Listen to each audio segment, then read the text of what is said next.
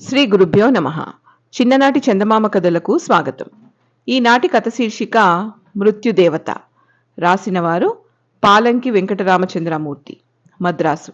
ఒక పల్లెలో ముగ్గురు దొంగలుండేవారు. దగ్గరగా ఉన్న ఒక కొండలోయలో వాళ్ళు దాక్కొని ఆ దారే పోయే వచ్చే బాటసారులపై పడి రోజూ దోచుకుంటూ ఉండేవాళ్ళు. ఒకనాడు వాళ్ళ లోయలో పొంచి ఉండగా కొండ నుంచి పరిగెత్తుకొస్తూ ఒక సన్యాసి కనబడ్డాడు. వాళ్ళ సన్యాసిని ఏ పెద్ద పులో తరుముకొస్తుంది అనుకున్నారు.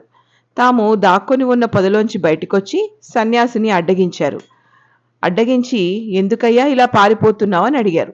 అప్పుడు ఆ సన్యాసి గజగజ వణుకుతూ, ఆ కొండలో ఒక గుహ ఉంది, తపస్సు చేసుకోవడానికి వీలుగా ఉంటుందని ఆ గుహలోకి వెళితే నాకు మృత్యుదేవత కనిపించింది.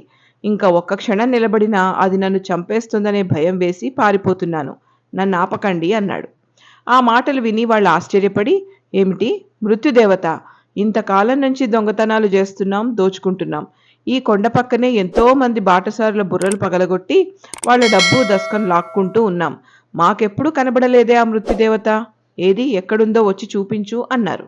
ఆయన రానంటే వినక వాళ్ళు ఆయన్ని బలవంతపెట్టారు.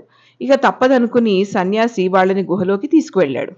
వాళ్ళు గుహలోకి కొంత దూరం వెళ్ళేటప్పటికీ ఎదురుగుండా పెద్ద ధనరాశి ఒకటి కనబడింది.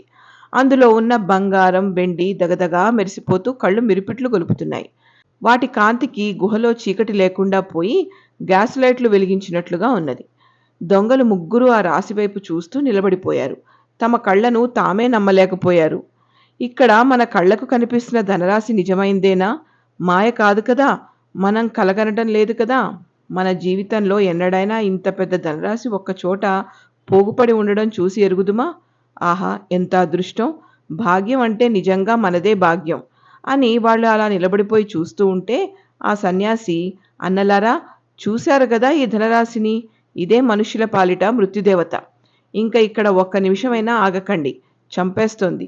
నేను పోతున్నాను, మీరు కూడా పారిపోండి అని చెప్పి అక్కడ నిలబడక తుర్రుమన్నాడు. ఏది కావలిస్తే అది ఇచ్చే ఈ ధనలక్ష్మిని మృత్యుదేవత అంటాడేమిటి సన్యాసి అని వాళ్ళు ఆశ్చర్యపోయారు. వాడి మాటకేంలే, పిచ్చివాడు అనుకుంటూ ఆ సొమ్మును పంచుకుందామని వాళ్ళు లెక్క పెట్టడం మొదలుపెట్టారు. లెక్క పెట్టడానికి 100, 1000, లక్షల, కోట్ల ఆర్బుదాలు ఉన్నాయా రాశిలో. ఎంతసేపు లెక్క పెట్టినా తరగదే ఆ రాశి.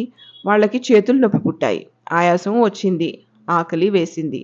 అప్పుడు వాళ్ళలో ఒకడు, నేను పల్లెలోకి వెళ్ళి భోజనం చేసి మీకు భోజనం తెస్తాను.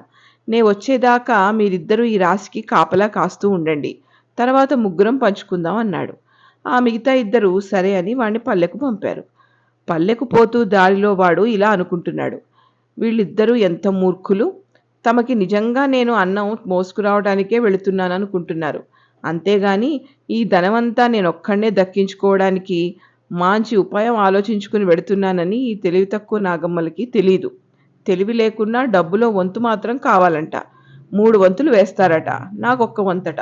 చూద్దాం, ఒక్క నాణ్యమైనా వీళ్ళకి దక్కనివ్వక అంతా నేనే పుచ్చుకుంటాను అని అనుకుని తన ప్రయత్నం సఫలమై ఆ సొమ్మంతా తనకు చిక్కాక దాంతో తానేమి చేయాలో ఆలోచించుకుంటూ పల్లెకు పోయాడు. వాడు గుహ వదిలి వెళ్ళిన తర్వాత మిగతా ఇద్దరిలో ఒకడు రెండో వాడితో, ఒరే అబ్బి, చూశావా వీడి తెలివి? తను తిరిగి వచ్చేదాకా మనం కాపలా కాయాలట. తాను వచ్చి మనతో ఆ సొమ్ము పంచుకుంటాడంట. మందెక్కువైతే మజ్జిగ పలచబడిపోతుందన్న సంగతి నీకు తెలిసిందే కదా? మనం వీడికి ఒక్క వాటా కూడా ఇవ్వకూడదు అన్నాడు. ఆ మాట విని రెండోవాడు, ఇవ్వకూడదనే నేను అనుకుంటున్నాను, కానీ వీణ్ణి వదిలించుకోవడం ఎలాగా అని అడిగాడు.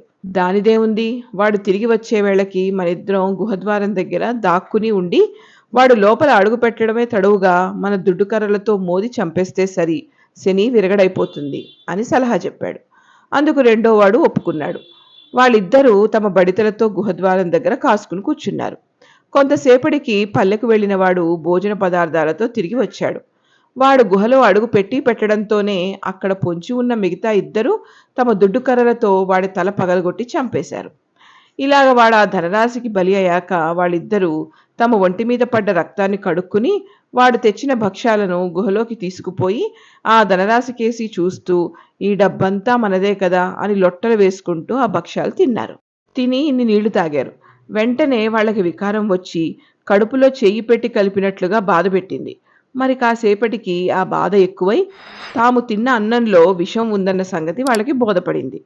అప్పుడు వాళ్ళలో ఒకడు రెండో వాడితో, చూశావుట్రా అబ్బి, ఈ దుర్మార్గుడు ఎంత ద్రోహం చేశాడో, మనకిద్దరికీ ఇలా విషం పెట్టి చంపేసి ఈ డబ్బంతా తనే దక్కించుకుందాం అనుకున్నాడు అని తిట్టడం మొదలుపెట్టాడు.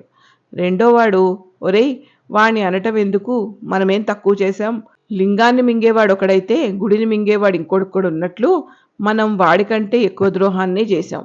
ఇంతవరకు అన్నదమ్ముల్లాగా కలిసిమెలిసి తిరిగిన మనకి ఈ రోజున ఈ ధనరాశి కనబడి మనలో దుర్బుద్ధి పుట్టించి ఒకళ్ళ చేత ఒకళ్ళని నాశనం చేయించింది.